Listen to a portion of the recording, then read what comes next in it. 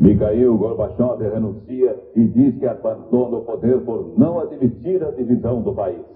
74 anos depois, a bandeira vermelha desce o mastro no Kremlin. A União Soviética não existe mais. Na Europa e nos Estados Unidos, nossos correspondentes mostram a reação do mundo à saída de Gorbachev. O presidente da Rússia, Boris Yeltsin, é a nova face do poder e assume o comando do botão do arsenal nuclear. O Jornal Nacional está começando.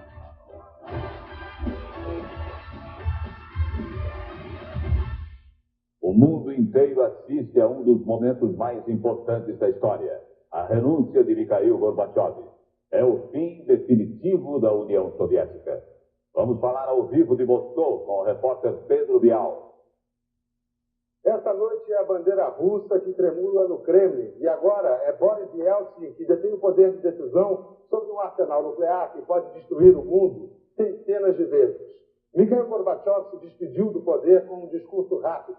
Ele agradeceu aos que o apoiaram, ele reconheceu erros, pediu para que fosse revisto o processo de decisão que levou ao fim da União Soviética, ou melhor, ele lamentou o processo de decisão, mas ele disse que não se arrepende por um só momento de ter iniciado as reformas democráticas que acabaram assim, com o fim do comunismo e da União Soviética. A segunda Revolução Russa chega hoje ao seu apogeu. Esse 25 de dezembro é o último dia de 1917. Pedro Bial, de Moscou. Mikhail Gorbachev deixa 6 anos de poder com um discurso de 12 minutos. Gorbachev disse a 280 milhões de soviéticos que renunciava porque não podia admitir a divisão do país. Muito sério, Gorbachev fez uma análise dos anos que passou no poder.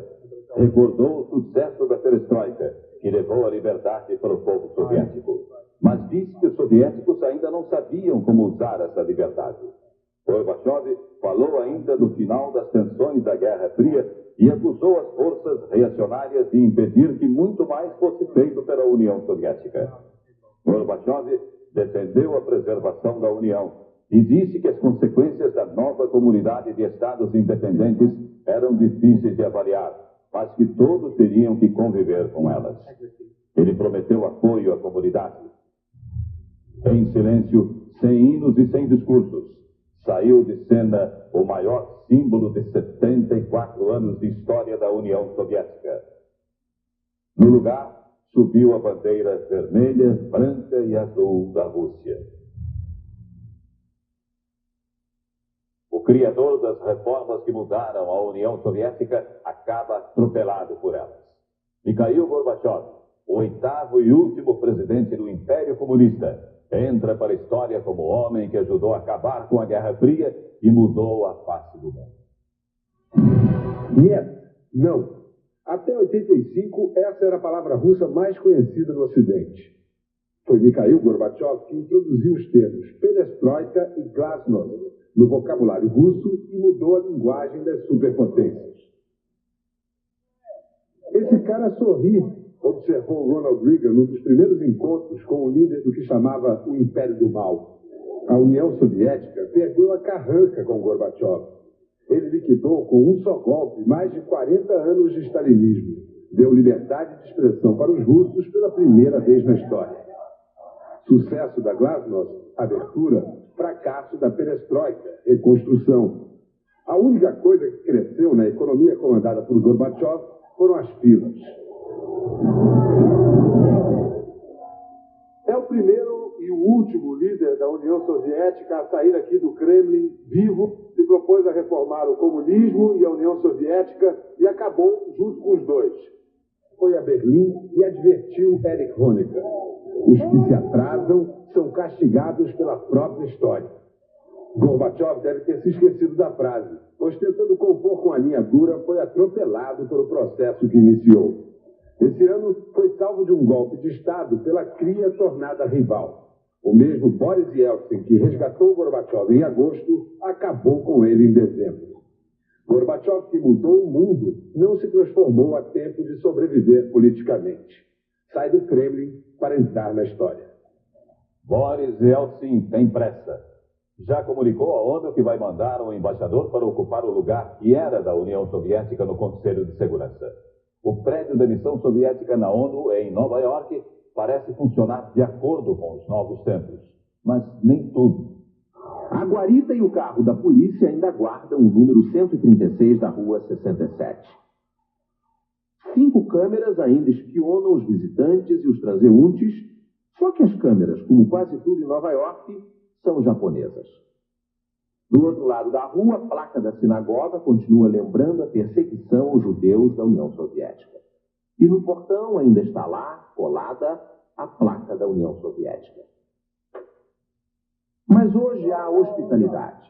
O conselheiro da missão, o diplomata Alexander Denisov, vem me receber e mostra imediatamente no hall de entrada as novas bandeiras.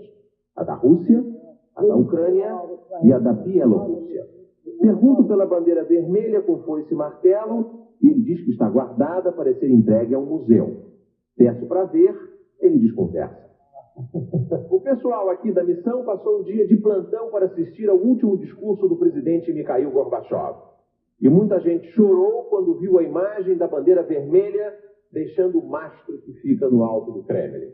Como Gorbachev, muita gente aqui acha que essa comunidade de estados independentes vai ter o mesmo destino da União das Repúblicas Socialistas Soviéticas. Ou seja, não vai dar certo. A China responsabiliza Gorbachev pelo fim da União Soviética, enquanto a Inglaterra reconhece que o ex-presidente fez bom trabalho. Foi no interior da Inglaterra que o primeiro-ministro britânico passou a festa de Natal. John Major comentou a saída do ex-presidente soviético. Gorbachev mudou o curso da história e prestou uma ajuda notável na construção de um mundo mais seguro. A ex-primeira-ministra Margaret Thatcher declarou: agora poderemos até trabalhar juntos. Viva a Suíça!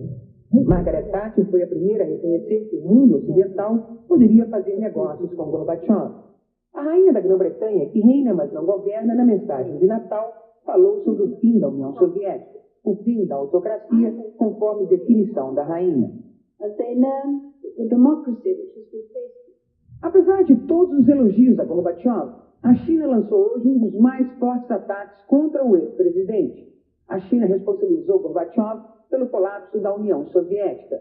Glasnost, perestroika, no vocabulário dos líderes chineses, que ainda acreditam no comunismo, são palavras que significam o caos econômico e político.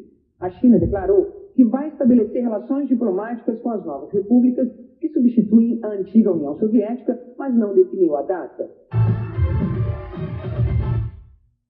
Como os soviéticos reagiram à renúncia de Gorbachev e o que significa o poder nas mãos de Boris Yeltsin. Voltamos a Moscou ao vivo com o repórter Pedro Bial. Aqui em Moscou, se alguém chorou, chorou escondido. Se alguém comemorou, foi em silêncio. A renúncia de Gorbachev foi recebida com indiferença nas ruas dessa cidade. Uma cidade feita de desesperança. Mikhail Gorbachev disse numa entrevista hoje que só espera o reconhecimento do povo russo no futuro, pois sabe que todos estão muito preocupados agora em tentar sobreviver. Esse é um país nervoso, próximo a uma convulsão social, segundo muitos observadores. Dia 2 de janeiro vão ser liberados os preços aqui na ex-União Soviética. Ninguém sabe o que pode acontecer. Algumas humilhações que Boris Yeltsin submeteu Gorbachev e outras manobras pouco democráticas sujaram a imagem de Yeltsin. E muitos o olham com desconfiança, como se ele fosse um candidato a czar. Yeltsin, através de telefonemas, vem tentando conquistar a confiança de um aliado-chave amigo de Gorbachev, o presidente americano George Bush. Os Estados Unidos, que agora perderam a referência da oposição soviética, veem com atenção e temor o futuro da comunidade de Estados independentes. Mikhail Gorbachev telefonou hoje para George Bush antes do discurso de renúncia. Por causa disso, Bush deixou a Casa de Campo e foi para a Casa Branca reescrever a mensagem de Natal que vai ao ar ainda hoje à noite. Bush vai dizer que considera o fim da União Soviética uma grande vitória política dos Estados Unidos. Ele vai dizer também como vai se relacionar com Boris Yeltsin. Agora, o que ele não vai dizer, mas todo mundo aqui sabe o que ele pensa, é que ele não confia em Yeltsin, ele acha que essa comunidade de Estados independentes vai durar pouco E ele não tem a mínima certeza de que Yeltsin vai controlar mesmo o arsenal nuclear que pertencia à União Soviética. George Bush já está com muita saudade de Mikhail Gorbachev. Agora, Valéria Sfer, de Londres. A comunidade europeia já reconheceu a Rússia como herdeira e legítima representante da antiga União Soviética. O anúncio foi feito na mesma hora em que Gorbachev renunciava ao cargo de presidente da União Soviética. O texto da comunidade europeia diz que, a partir de hoje, a Rússia passa a exercer todos os direitos e obrigações internacionais da ex-União Soviética. E o chanceler Helmut Kohl agradeceu Gorbachev por ter aberto o caminho para a unificação da Alemanha. Valéria Speyer, de Londres. Todo o poder que antes estava nas mãos de Gorbachev está agora com o presidente da Rússia, Boris Yeltsin. Ele é o herdeiro do que representou a União Soviética para o mundo e também o novo dono do arsenal nuclear do país. Boris Nikolaevich Yeltsin começou a carreira política no Partido Comunista aos 30 anos. Em 81 já fazia parte do Comitê Central do Partido Comunista. 4 anos depois, ele era convidado por Gorbachev para chefiar o partido em Moscou. Agressivo, Yeltsin exigia rapidez nas reformas. A consagração do político veio em junho deste ano como o primeiro presidente eleito pelo voto direto na história da Rússia. 46 milhões de votos garantiram a Yeltsin 5 anos de mandato na maior e mais rica república soviética. Mas o mundo tomou conhecimento da coragem de Boris Yeltsin durante o golpe de agosto. Enquanto Gorbachev estava sob a mira de fuzis na Crimeia, Yeltsin subia nos tanques e conclamava os soviéticos a resistir ao golpe. Boris Yeltsin se transformava em herói nacional e passava a ser o homem forte do país. Com a criação da Comunidade de Estados Independentes no início de dezembro, Yeltsin fez o que o golpe de agosto não tinha conseguido: esvaziar o poder do presidente soviético. Hoje, esse político de 60 anos é o novo líder da comunidade que surgiu da segunda maior potência do mundo. Jornal Nacional.